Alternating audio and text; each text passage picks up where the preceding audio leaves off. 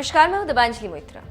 प्रधानमंत्री मोदी G20 सम्मेलन से भारत वापस लौट आए। प्रधानमंत्री ने इस 5 दिवसीय दौरे पर दुनिया के कई शक्तिशाली लोगों से मुलाकात की, जिनमें G20 के राष्ट्राध्यक्ष भी थे। ग्लासगो में कैसे धरती को बचाया जाए के साथ ही साथ कई और दिलचस्प लोगों से उन्होंने मुलाकात की। उन्हीं मुलाकातों में से एक थी दुनिया के सबसे शक्तिशाली शख्स यानी कि ईसाई धर्म के सबसे बड़े पोप से मुलाकात। जब पीएम मोदी रोम पहुंचे तो वहीं पर एक दिन वो वेटिकन सिटी गए, जहां पर पोप रहते हैं। यही वो जगह है जहां से दुनिया के सबसे शक्तिशाली शख्स अपने धर्म की बात करते हैं और ईसाइयों और दुनिया को संदेश देते हैं, जिसकी पूरी दुनिया में इज्जत की जाती है। और उनकी बात मिशनरी समेत बाकी लोग भी सुनते हैं और अमल और चर्चा करते हैं। तो रोम पहुंचने पर प्रधानमंत्री मोदी ने पोप फ्रांसिस से मुलाकात की और बातचीत की। लेकिन जैसे ही पीएम मोदी पोप से मिले, भारत में हलचल मच गई और लोग पोप के बारे में जानने लगे और बातें करने लगे।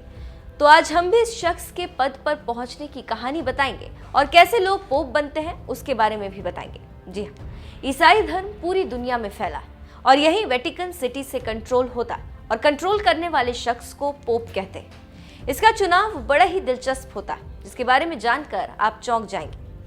जानकारी और फैक्ट्स चेक करने से पता चलता है कि जॉन पॉल द्वितीय ने 1996 में आखिरी बार चुनाव की प्रक्रिया को नियमबद्ध किया और उसके बाद बेनेडिक्ट 16वें ने उसे लगभग बिना किसी छेड़छाड़ के बरकरार रखा। नियमों की माने तो 80 साल से कम उम्र के कार्डिनल ही नए पोप के चुनाव में मतदान कर सकते हैं। इनकी संख्या पूरी दुनिया में लगभग 115 है। ये चुनाव वेटिकन सिटी के चैम्बरलेन चर्च के दिशा निर्देश में सिस्टीन चैपल में किया जाता है। नियम के मुताबिक मतदान तब तक होता है जब तक किसी कार्डिनल को 2/3 वोट न मिल जाए। पोप बनने के लिए 77 कार्डिनल्स के वोट मिलने चाहिए। जैसे कि किसी भी बिल को भारत की संसद से पास कराने के लिए और देश का कानून बनाने के लिए 1/3 की बहुमत की जरूरत होती। चुनाव में कागज के मतपत्रों का इस्तेमाल किया जाता है। इनकी गिनती भी हाथों से की जाती है। ये मतदान गुप्त होता है। चुनाव के लिए 3-3 कार्डिनल्स के 3 समूह बनाए जाते हैं। पहला समूह स्क्रूटिनियस बैलेट गिनता, दूसरा रिवाइजर दोबारा गिनती, तीसरा समूह इन्फर्मी या कार्डिनल्स से बैलेट जमा करता है। यहाँ पर एक और दिलचस्प बात बता दें कि पोप का चुनाव करते समय कार्डिनल्स को हर दिन 4 बार वोट देना पड़ता है। ये भारत की तरह नहीं होता कि सुबह 9 बजे शुरू हो और शाम को 5 बजे समाप्त हो जाए। खैर, चुनाव अधिकारी बैलेट गिनकर दूसरी प्लेट में रखता है और ये सुनिश्चित करता है कि सभी कार्डिनल्स ने वोट दे दिए हैं या नहीं। चुनाव में एक ऐसा ही मोड़ आता है जहां की जानकारी सुनकर चौंक जाएंगे। चुनाव के दौरान और वोटिंग के दौरान हर बैलेट से एक स्क्रूटिनियर नाम नोट करके दूसरे को उम्मीदवार को देता। दूसरे का भी यही काम है। तीसरा स्क्रूटिनियर हर नाम को जोर जोर से कॉन्क्लेव में बोलता और प्रत्येक मत को सुई की सहायता से एक धागे में पिरोता। हर चरण के मतदान के बाद मतपत्रों पर विशेष रसायन डालकर भट्टी में डाला जाता, जिसका काला या सफेद धुआं चिमनी से बाहर निकलता। यदि चिमनी से काला धुआं निकलता है तो इसका मतलब यह है कि चुनाव प्रक्रिया अभी चल रही, निर्णय नहीं हुआ।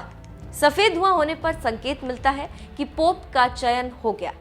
नया पोप चुन लिए जाने के बाद चुने हुए पोप का काम होता है कि वो अपना नाम बदले या एक नया नाम रखे। नया नाम रखने और फिर घोषणा होने के बाद नए पोप जनता को दर्शन देते हैं और लोगों को आशीर्वाद देते हैं। इसीलिए नए पोप बैसिलिका की बालकनी में आते हैं और लोगों का अभिवादन करते हैं। पोप की खिड़की पे आने का भी नियम, जैसे कि बालकनी में पोप पहले से निर्धारित कपड़े पहन कर आते हैं। बाहर हजारों लोगों की भीड़ उनकी एक झलक पाने को खड़ी रहती। उसके बाद मिलता है दुनिया का सबसे शक्तिशाली शख्स, जो करीब 1 अरब 20 करोड़ कैथोलिक ईसाइयों के धर्मगुरु होते हैं। अब हम बताते हैं कि जहां से पूरी दुनिया के ईसाई गवर्न होते हैं, उस वेटिकन सिटी की कहानी क्या। वेटिकन सिटी ये विश्व का सबसे छोटा देश और स्वतंत्र है। वेटिकन यूरोप महाद्वीप में स्थित है, जहां पोप का प्रशासन चलता है। ये इटली के शहर रोम के पास स्थित है। इसका क्षेत्रफल केवल 44 हेक्टेयर है। इसकी राजभाषा है लैटिन। यहाँ की जनसंख्या तकरीबन 800 है। ईसाई धर्म के प्रमुख संप्रदाय रोमन कैथोलिक चर्च और उसके सर्वोच्च धर्मगुरु पोप का निवास है, जिसके कारण ये विश्व भर में बड़े ही सम्मान के नजरिए से देखा जाता है और जाना जाता है। यहाँ सेंट पीटर गिरजाघर, वेटिकन बाग और कई अन्य गिरजाघर मौजूद हैं। यहाँ पर फैक्ट्स भी बताते चलें कि 1929 में एक संधि के अनुसार इसे स्वतंत्र देश स्वीकार किया गया। तो अब आप पोप के बारे में जान चुके होंगे और ये भी जान चुके होंगे कि ये चुनाव कैसे होता है और ये दुनिया में सम्मान पाता है। पूरी दुनिया के लोग इन्हें क्यों सम्मान देते हैं।